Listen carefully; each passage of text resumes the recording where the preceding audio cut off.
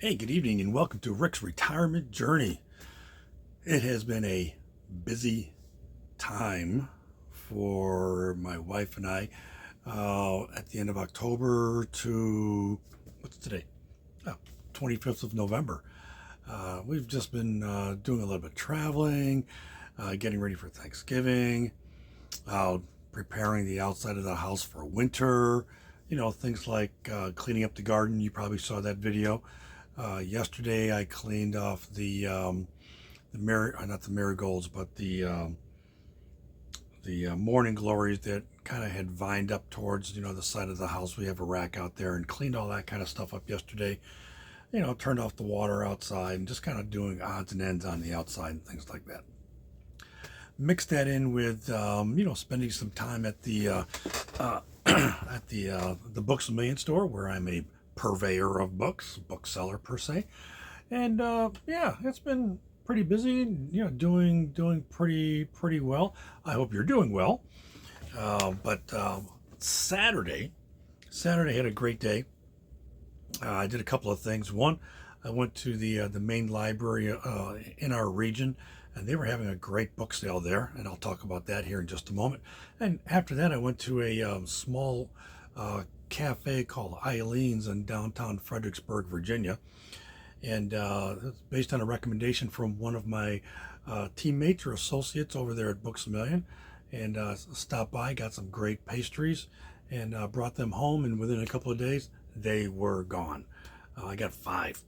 And anything from blueberry and apple spice cake and things like that. Nice place, warm environment, nice people. It seems like the place that you want to go to. I mean, some of us may go inside Starbucks and things like that, but sometimes those places feel maybe a little bit sanitized and things like that. But this place, Eileen's, downtown Fredericksburg, I think it's on Caroline Street. Very nice place. Again, like I said, great food. I did not try the coffee, but I will try coffee next time. So let's get back to the purpose of this particular video, and I'm just going to go over. I'm going to cover some books, probably somewhat rapidly, because I've got about 22, 23 books I'm going to try to get through. If I don't get through all of them, well, I'll just do another video on those later. So, the first book I'm going to cover is this book called Life's Little Instruction Book. Sometimes this thing has a bad word for some reason or another. But it's 511 suggestions, observations, and reminders on how to live a happy and rewarding life. Yeah, it's a nice little book. I've got a book just like this, but it's about 100 things I love about the Marine Corps, but completely different. Well, for those of us that are Marines, it could be the same thing. So I'll just read a few of those, and we'll just go from there. Number 139, never deprive someone of hope. It might be all they have. That's a good one right there. When starting out, don't worry about not having enough money. Limited funds are a blessing, not a curse. Nothing encourages creative thinking in quite the same way. That's a good one too. And the last one for this book right here, give yourself an hour to cool off before responding to someone who has provoked you. If it involves something really important, give yourself overnight. Just little pieces of wisdom. This one gentleman, he actually wrote this book. His son was getting ready to go off to college. He wrote the book and gave it to his son as his son was leaving for college. And come to find out, when the son finally read through it, he goes, "You know what, Dad? I'm going to add to this book right here." And the result, 511 suggestions. So, nice little book. I have yet to read through all of it, but it's got some really nice some good insight into it. So that's one book I'm going to cover today, or covered today. Another book, thick book. I like thick books. This one's called The Collected What If. Eminent historians imagine what might have been. So historians and philosophers alike have pondered the crucial turning points of history, events that forever altered the course of civilization and set the stage for the world in which we live today. In these essays, some of the most respected minds of our time ask the question, what if? Pontius Pilate hadn't ordered Jesus Christ's crucifixion, if Abraham Lincoln hadn't abolished slavery, the Allied invasion of D-Day had actually failed, or the Mongols had succeeded in conquering Europe. A lot of what-ifs type stuff. One thing you may not know about me, I'm a time traveler. I like, in my mind, I like stories that talk about time travel, going back, leaping towards the future, things of that sort. So I think this book will be a pretty interesting read. It's definitely on my TBR or to be read list. So let me set this down. The next one, and it's not a what if book, but the book is called The 2084 Report. It's backwards. 2084 Report. This book right here is written by an author named James Lawrence Powell, An Oral History of the Great Warming, a novel. It starts out, do you want to know what the world will look like to your aged children and their children? This book, if I'm not mistaken, came out in 2020. And so here it is, 2025. So it's like 5 years later. I'll just read this one little short paragraph here. Global warming is worse than even the most dire predictions made by scientists at the turn of the century. No country and no one is unscathed. As his health begins to fail, a historian sets out to document what happened. His riveting conversations with scientists, political leaders, and citizens around the globe describe in graphic detail the irreversible effects of the Great Warming has had on humankind and the planet. So it just, again, it's a futuristic type book. Like I said, I'm a time traveler per se. Rotterdam no longer exists. Much of New York City is abandoned. Citizens who are left in Phoenix suffer unbearable heat with no electricity or air conditioning. Phoenix, Arizona, no air conditioning. Drought is forcing the entire country of Peru to move to the other side of the Andes, and Pakistan and India are annihilating each other in a nuclear war. 2084. This also could be proved to be an interesting read when I get to it. One book here that I picked up, and primarily because of the title, but also the author, it's Fortunate Son, an autobiography by Lewis B. Puller Jr. For those of us that are Marines, his father was the indomitable Colonel Chesty Puller. I have to go back and look at a little bit of history there. But raised in the shadow of his father, the war hero and the Marine General Chesty Puller, young Lewis Puller volunteered for the Vietnam War and served with distinction as an infantry officer in his father's beloved corps. But then he tripped a booby trap howitzer round, triggering an explosion that would take his legs. His career as a soldier ended, and the battle to reclaim his life began. Interesting. I've seen this book many, many times. I've never read it, but it's on my TBR list. So maybe give me a little bit more insight exactly about Chesty Puller as well. Okay, and off this first list right here, the book is called Quiet: The Power of Introverts in a World That Can't Stop Talking. Do you ever get that when you're someplace and people are just jaw-jacking? I'll be very nice. I won't say what we used to say in the Marine Corps about people talking and things like that. But from the back of the book, oh, by the way, the author is Susan Cain, Cain. And at least 1/3 of the people we know are introverts.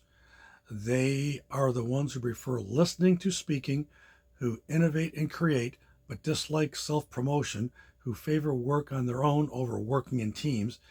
It is to introverts Rosa Parks, Chopin, Dr. Seuss, Steve Wozniak that we owe many of the great contributions to society. I guess they were introverts. Did not know that. I am definitely not an introvert. If you see me, especially if you see me in a bookstore or in any type of social situation, I'm the guy that will, or I'm the person that will introduce myself. Hey, how are you doing? How's your day going? What are you up to? Plans for the holidays? Things like that. I am not the quiet person, but I definitely I'm going to read this book, and you never know, I may turn into a quiet person. We'll see. Let me get some more books. Be right back. The second stack of books. First book I'm going to pull off the list is by the late great President Carter. The name of the book is Our Endangered Values, America's Moral Crisis by Jimmy Carter. My father-in-law gave me this book. This is a second copy of the same book. The first book that I have for my father-in-law, he actually inscribed it. Excuse me. But Americans cherish the greatness of our homeland, but many do not realize how extensive and profound are the transformations that are now taking place in our nation's basic moral values and political philosophy. I think many of us do. And I'll just leave it at that. I have not read this book. My father-in-law, he was an avid reader, and he would pass on a lot of books to me with an inscription. I would have to go and look downstairs in my personal library and to see when he had given that to me. But now that I see this book and that I've now have an additional copy of it, I don't think it's inscribed. No, I may end up giving this book to maybe one of my children after I've inscribed it. But yeah, definitely on my TBR list. Another book here, and I'm not sure if I've mentioned it. I do like to write. I do like to journal. Obviously, I love to read. The name of this book is Line by Line: How to Edit Your Own Writing. The one book that shows you how to make what you say as good as what you mean, by Claire Carwald Cook. A nice cover, simple. I like books like this. Besides some of the books that tell you how to edit and things like that, this is a book right here that will hopefully help me improve some of the writings I have. I like the title itself, Line by Line. I used to work with this one gentleman, and whenever I ended up writing a paper, he and I would sit side by side together, and we would literally go line by line to see if there was any words that we might need to add, but more specifically, any words that we may want to cut out, just so that we can better clarify what I was trying to say. But I learned a lot from him. I also learned a lot by writing college papers and stuff like that. So, yep, Mr. Jordan, Frank Jordan, wherever you are, thank you for the line by line editing that you and I did way back when we were working in the wargaming division aboard Marine Corps Base Quantico. So, next book. I'm going to save this one for last. Well, for a little bit later. This book right here, written by Doug Hall, is The Real Patsy Cline. Patsy Cline, from here in Virginia. Patsy Cline had the voice of an angel, a career fraught with triumph and disaster, and a private life that exceeded any scriptwriter's imagination. In a blazing career of less than 8 years, she recorded over 100 songs, including classics Walking After Midnight, I Fall to Pieces, Crazy, She's Got You, Faded Love, and Sweet Dreams. Her home is not that far. It's Winchester, Virginia. Hour and a half or so. My wife and I, we had driven out there one day, not to see Patsy Cline's home, but actually to drive on Skyline Parkway to see the leaves turning and things like that.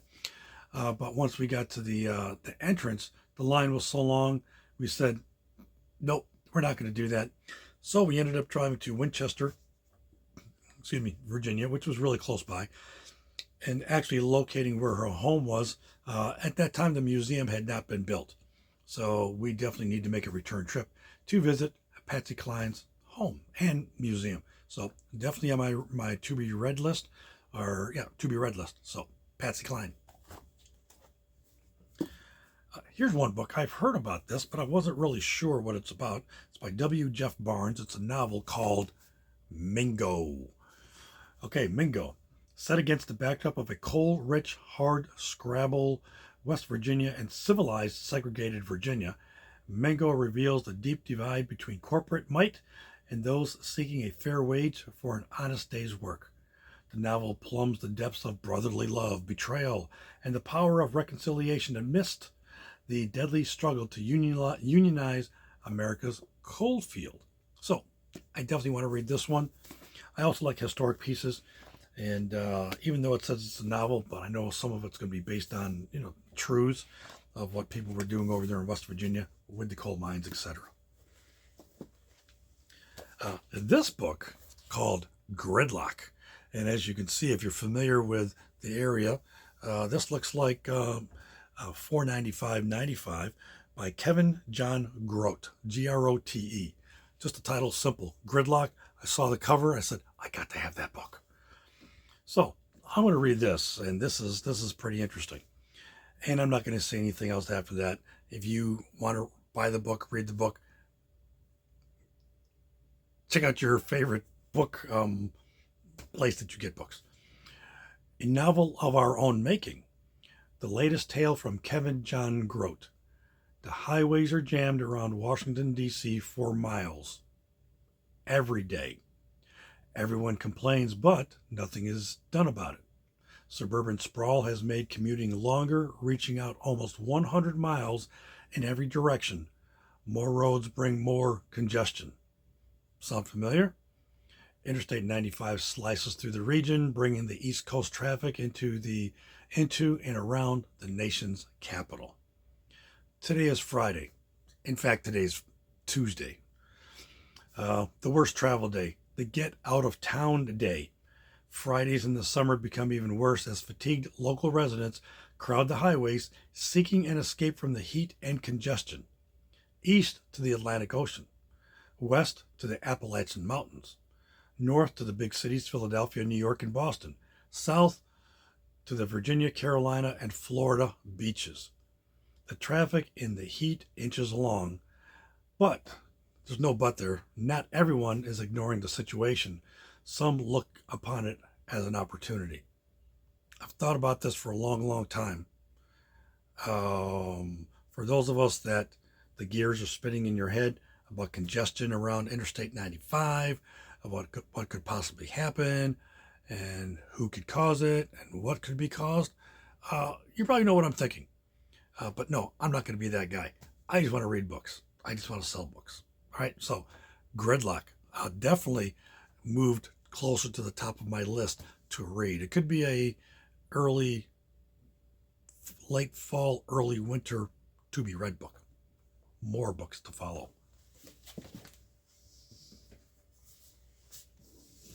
Here we go. Start at the bottom. Common Sense 197X's. You know that one book, Common Sense, written by, I forget. I do have a copy downstairs. But this book right here is written by Bruce Rice Richardson Jr. He was basically taking the same concept. Common Sense 1970s should interest all Americans or all readers who love America. In a concise and easily readable manner, it states where we have been, where we are, and where we are going. It contains new ideas and facts on such major problems as, and this book is dated, pollution, Vietnam, foreign affairs, youth, etc., and points out that major changes are necessary in order for us to continue as the kind of democracy our founding fathers mapped out 200 years ago. This book came out in, give me a moment. Let me see. Copyright 1972. So we're talking like about 3 years ago. But then, some of the table of contents, our most present war at that time was Vietnam. It talks about pollution, our living systems, poverty and the good life, youth and education. It's always a continuing thing. Business and finance, foreign relations, our governments, local, state, federal, international, and our executive branch. So even in 1972, when Mr. Richardson wrote this book, it was like, Common Sense by Thomas Paine, I think that was. So here it is. I'd really like to see one from Common Sense 1980s, 1990s, 2000, 2010, 2020s, just to see how it goes. That sounds like an idea. I may need to take note of that. Okay, Common Sense. To be read list, gridlock still close to the top. This is always an interesting book. We've lived in Virginia for quite some time, since the late 1990s, and local history always interests me, since there's a lot of national parks in this area. There's a lot of history in this area. Fredericksburg, Chancellorsville, Richmond, Gettysburg to the north of us, Washington, D.C., Norfolk. What are some of those other places? I can't think of it right now. To the east of us, going towards the beaches and stuff like that. And heck, even going west towards Appalachia. But this book is called A Treasury of Virginia Tales. Unusual, interesting, and little-known stories of Virginia. So, what young woman gained international renown as a Confederate runner and spy during the Civil War? Do you know? I don't. I got to check out chapter 7. So I'll read this later. This one right here is by Ellie Wiesel. The book is called Night. It's about the Holocaust. Some of the people that wrote commentary on it: New York Times, a slim volume of terrifying power. A gentleman from the Saturday Review: Wiesel has taken his own anguish and imaginatively metaphosed it into art. And this one person, he just wrote a commentary: as a human document, Night is almost unbearably painful and certainly beyond criticism. Night by Ellie Wiesel. I know some of the story. I'll let you find out about it. We should never forget the history. So, if you like movies, this one's going to sound familiar. The Confessions of Max Tivoli, or Tivoli, Tivoli. Boom, there it is right there. It is written by Andrew Sean Greer. Looks interesting. Oh, nice spine. It's about this thick right here. Let me read a little bit about it, and you tell me if it sounds familiar. So, The Confessions of Max Tivoli, a heartbreaking story with a narrator like no other. At his birth, Max's father declares him a niece, N-I-S-S-E, nice, a creature of Danish myth, as his baby son has the external physical appearance of an old, dying creature. Max grows older like any child, but his physical age appears to go backward. On the outside, a very old man, but on the inside, still a fearful child. Sound familiar? Have you seen the movie? I'm going to do a little bit more research on this one right here, but I think the movie may have been based on this book. So, The Confessions of Max Tivoli, or Tivoli, as my wife would say, definitely on close to the top of my TBR list. All right, I got a few random books here and there. By the way, I was able to get 22 books, 2 plastic bags full, for about $6. And you're probably asking yourself, or want to ask me, Rick, you work in a bookstore. Why don't you just buy the books there?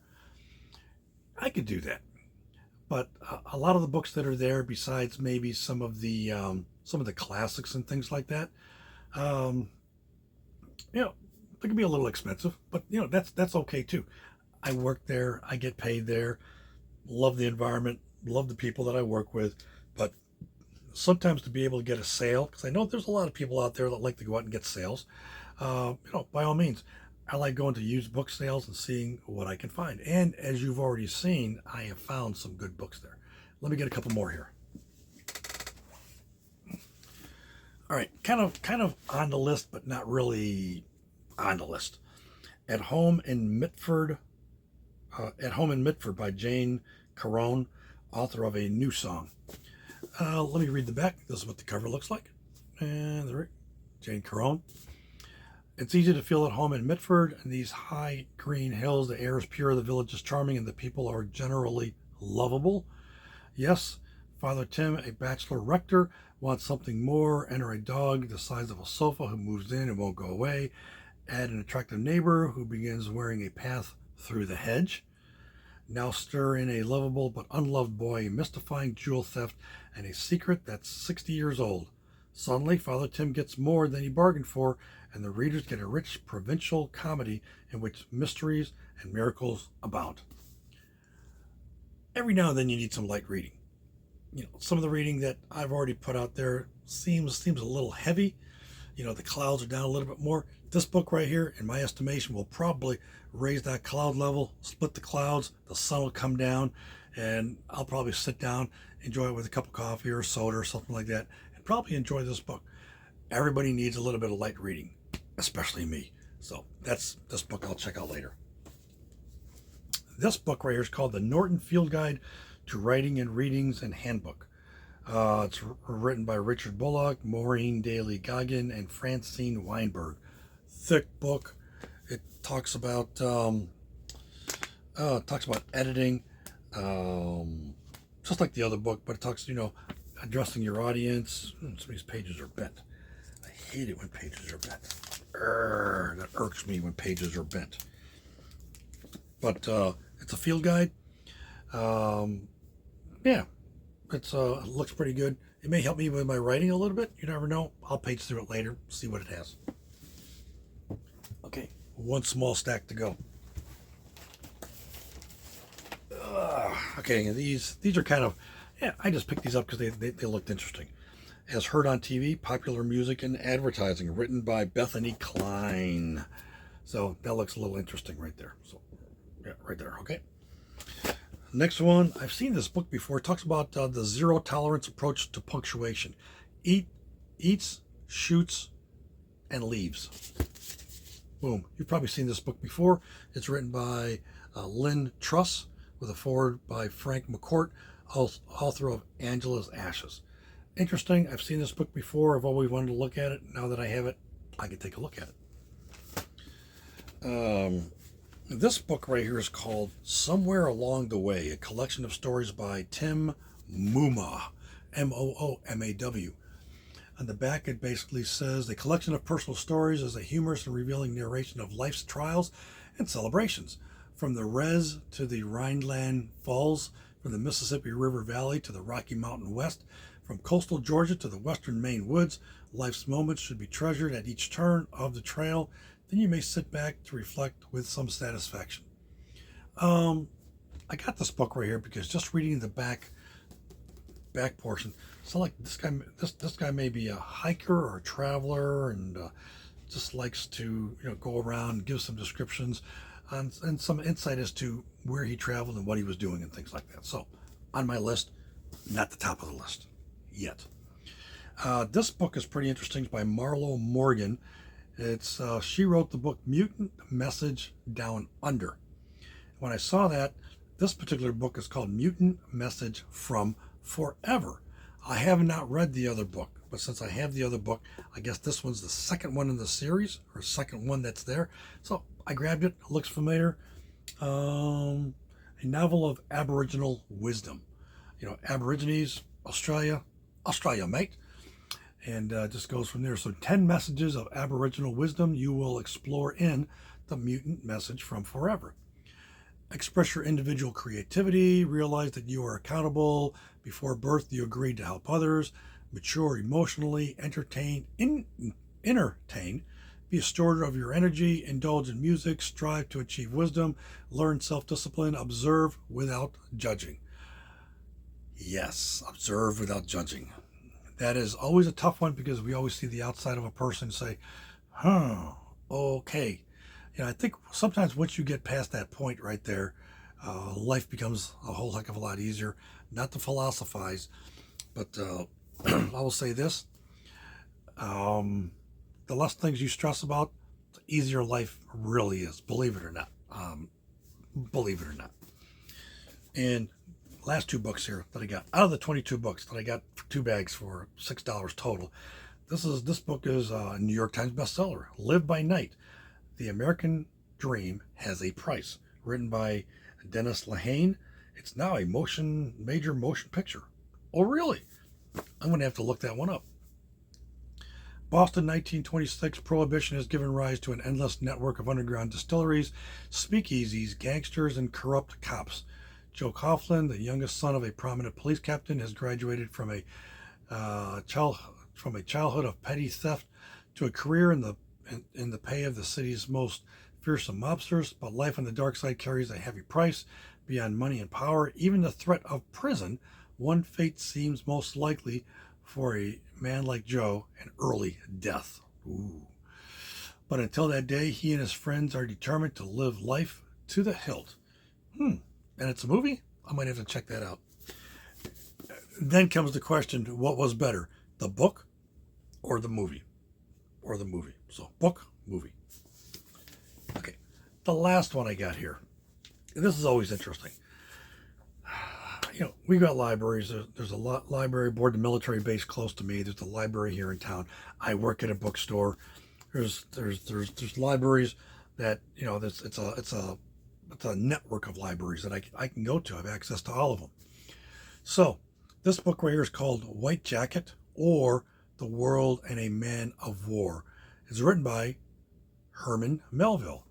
What did Herman Melville write? Yes, Moby Dick.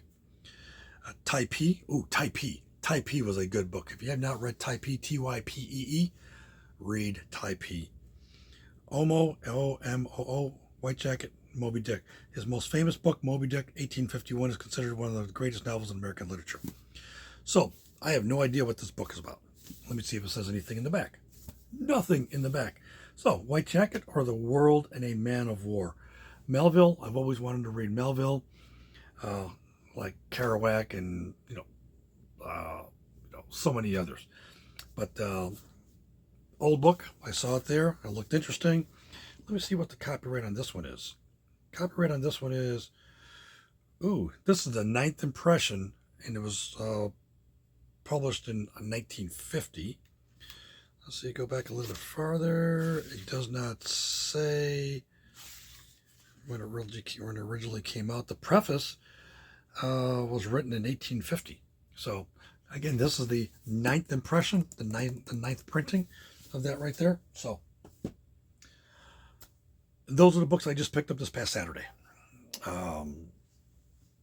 That's it. That's all I got. Yep. So far, so good. Life is good. Today is Tuesday, November 25th. I have a small stint at the bookstore tomorrow for a short period of time. Thursday, it's Thanksgiving. Friday, I am not doing Black Friday. But there's some days coming up that I'll be back at the bookstore.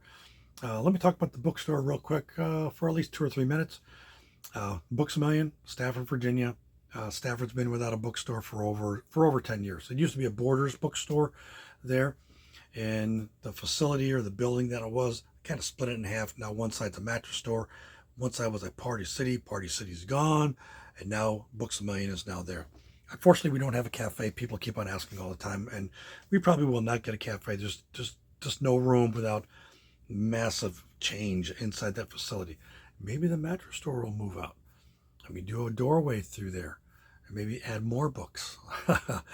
One can dream, right? I do enjoy it. I enjoy all the people that I work with there. We have anywhere from mothers, students, people that just want something to do besides just hanging out. Some people, that's their only job, and they come in, they do. But I have not run into any people that are my associates there that dislike what we do or what we are doing. I think as I was working with one of my teammates or associates the other day, I had to express myself with 2 things I really like about working in a bookstore. Besides that new bookstore smell, besides having a wealth of knowledge at my fingertips that are there, besides being there for the community so that people can come in and they don't have to drive 14 or 15 miles either north or south of us just to get to a bookstore like ours. 2 things. One, I really like when I'm putting books away and I find the exact spot where that book is supposed to go.